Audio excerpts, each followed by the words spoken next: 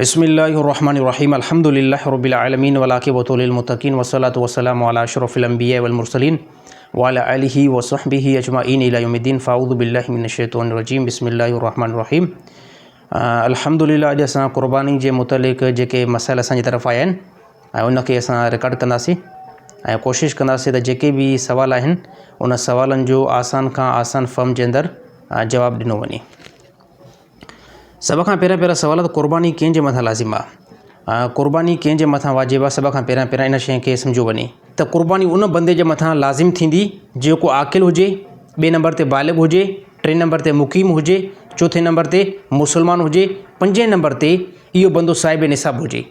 हाणे जेकॾहिं पंज अलामतूं के इंसान जे अंदरि लभियूं वञनि थियूं त इन बंदे जे मथां क़ुर्बानी लाज़िम आहे। हाणे जेकॾहिं क़ुर्बानी खे छॾींदो त इहो बंदो इंतिहाई वॾो गुनाहगार थींदो। साहिब निसाब हाणे छा खे चइबो आहे? साहिब निसाब उनखे चइबो आहे त 52.5 तोला चांदी या उनजी रक़म हिन वटि मौजूदु हुजे क़ुर्बानी जे ॾींहंनि जे अंदरि त इन बंदे जे मथां क़ुर्बानी लाज़िम थींदी। उनजो मां नंढो मिसाल हीअं थो ॾियां, मसलन तौरु चांदी जो फ़ी तोलो जेको आहे 10,000 रुपए ते जेकॾहिं असां काउंट कयूं था त हाणे 52.5 तोला चांदी जी रक़म बीहंदी 5,25,000 रुपया।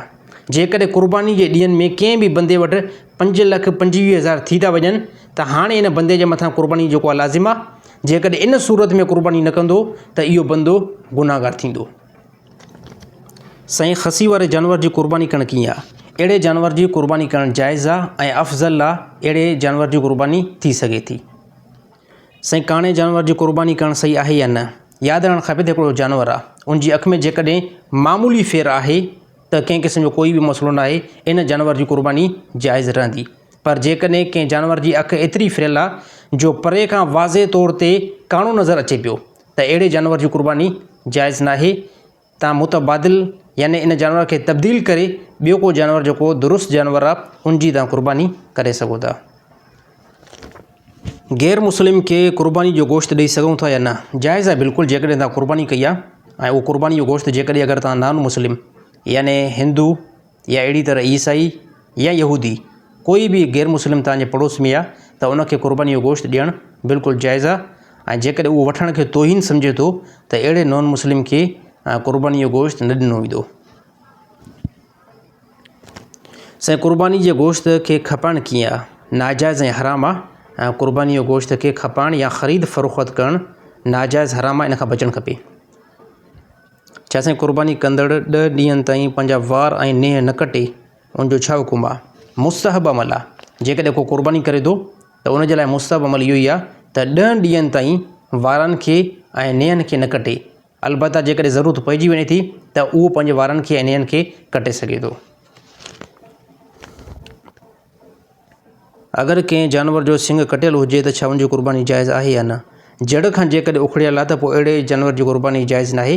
अलबत्ता जेकॾहिं मामूली सिंग कटियलु आहे ऐं कंहिं क़िस्म जो कोई एॾो वॾो ऐब नज़र नथो अचे त अहिड़े जानवर जी क़ुर्बानी जाइज़ आहे। साईं, साहबा सां बुग़्ज़ रखण वारे सां क़ुर्बानी में हिसो वठणु कीअं आहे?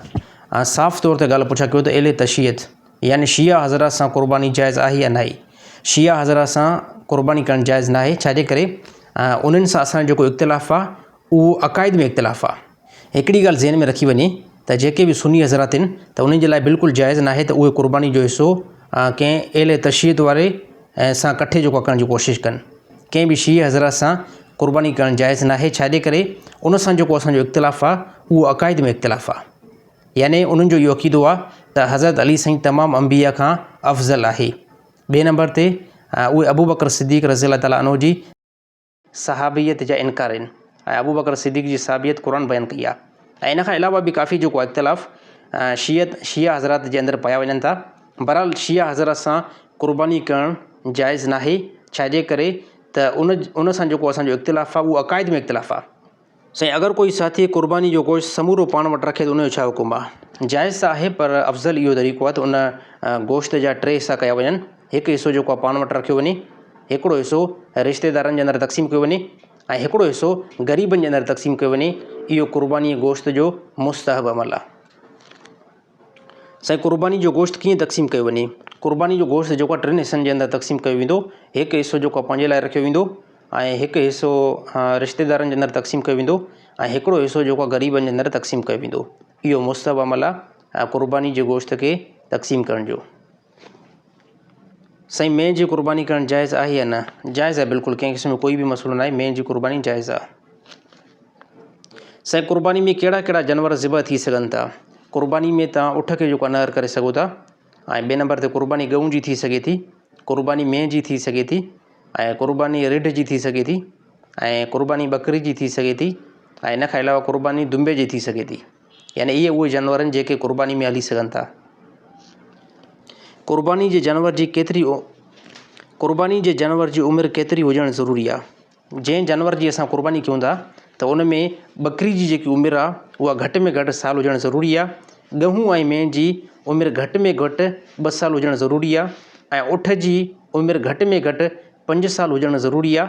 अलबत्त जेकॾहिं को घटो आहे, यानी दुंबो जेको आहे, उन दुंबे जी उमिरि जेकॾहिं साल खां हेठि आहे, पर जेकॾहिं उन दुंबे खे साल वारे दुंबनि में बीहारियो, उहो बिल्कुलु साल जो ई लॻे थो, त अहिड़े दुंबे जी बि क़ुर्बानी जाइज़ आहे। जेको शिकिल मां साल वांगुरु लॻे थो पर उन जी उमिरि साल खां घटि आहे, अहिड़ो दुंबो बि क़ुर्बानी में हली सघे थो। क़ुर्बानी जे जानवरनि जी खल इमाम खे ॾियणु कीअं आहे? सदक़े जी नियत सां इमाम खे ॾियणु बिल्कुलु जाइज़ आहे। अलबत्त उजरत जे एतबार सां क़ुर्बानी जी खल ॾियणु नाजाइज़ आहे। हिकिड़ो मसइलो उहो काफ़ी साथी पुछा कंदा आहिनि त पूरी दुनिया जे अंदरि क़ुर्बानी थिए थी, पर जेकॾहिं कोई क़ुर्बानी जी रक़म कंहिं ग़रीब खे ॾिए, कंहिं मरीज़ खे ॾिए, कंहिं मजबूर माण्हू खे क़ुर्बानी जी रक़म ॾिए ऐं क़ुर्बानी उहो न करे, छा इहो तरीक़ो ठीकु आहे या न आहे? सभ खां पहिरियां हिकु ॻाल्हि खे सम्झणो आहे त अलाह ताला इंसान जे मथां 2 शयुनि खे लाज़िम कयो आहे। हिकु हुकूकुल्लाह, ॿियो हुकूकुल इबाद। हुकूकुल्लाह जे अंदरि कहिड़ियूं कहिड़ियूं शयूं अचनि थियूं? नमाज़ अचे थी, रोज़ो अचे थो, हज अचे थो, ज़कात अचे थी, उमिरो अचे थो, ऐं अहिड़ी तरह क़ुर्बानी अचे थी। हाणे हे उहे शयूं जेके इंसान जे मथां अलाह ताला इबादत खे मुक़ररु कयो आहे, ऐं इहे अलाह ताला जे तरफ़ां अहकाम आहिनि जेके इंसान जे मथां आहिनि। हे आहिनि हुकूकुल्लाह। ॿिए नंबर ते हुकूकुल इबाद, यानी ॿारनि जा हक़। उन में को ग़रीब आहे, उनजी तव्हां हेल्प कयो, को मुस्तहिक़ आहे, उनखे सामान वठी ॾियो, या अहिड़ी तरह को ज़रूरतमंद आहे, उनजी ज़रूरत खे पूरो कयो। हे आहिनि हुकूकुल इबाद। छाजे करे इहा ॻाल्हि बंदनि खे उन टाइम ज़हन में छाजे कन ईंदी जॾहिं उहे पंहिंजे शादियुनि जे अंदरि लखे रुपया इस्तेमालु कंदा आहिनि, त उन टाइम इन्हनि खे ग़रीबनि जी इहा मजबूरी नज़र न ईंदी। जॾहिं पंहिंजे लाइ बहितरीनु ड्रेसूं वठंदा आहिनि, उन टाइम इन्हनि खे मरीज़नि जो अहसासु न थींदो। इन्हनि खे मरीज़नि जो अहसासु सिर्फ़ु इन टाइम थिए थो त जंहिं टाइम असां क़ुर्बानी कयूं। हाणे चवनि था इन क़ुर्बानी जी रक़म कंहिं ग़रीब खे ॾिनी वञे। यादि रखणु खपे त क़ुर्बानी हिकु इबादत आहे, ऐं इबादत खे मुस्लमान कंहिं बि सूरत में न छॾींदो। असां इबादत बि कंदासीं, इन सां गॾोगॾु जेकॾहिं अलाह ताला इज़ाफ़ी रक़म ॾिनी आहे त मरीज़ ते बि रक़म इस्तेमालु कई वेंदी, ऐं अहिड़ी तरह अलाह ताला जेकॾहिं इज़ाफ़ी रक़म ॾिनी आहे त कंहिं मुस्तहिक़ जे मथां बि रक़म इस्तेमालु कई वेंदी। हा, इहो तरीक़ो ग़लति आहे त क़ुर्बानी जो जानवर जेतिरी रक़म में तव्हां ख़रीद कयो पिया, इहा ई रक़म कंहिं ग़रीब खे ॾियो, इहा ई रक़म कंहिं मिसकिन खे ॾियो, इहा ई रक़म तव्हां कंहिं मुस्तहिक़ माण्हू खे ॾियो। छा इहो जाइज़ आहे या न?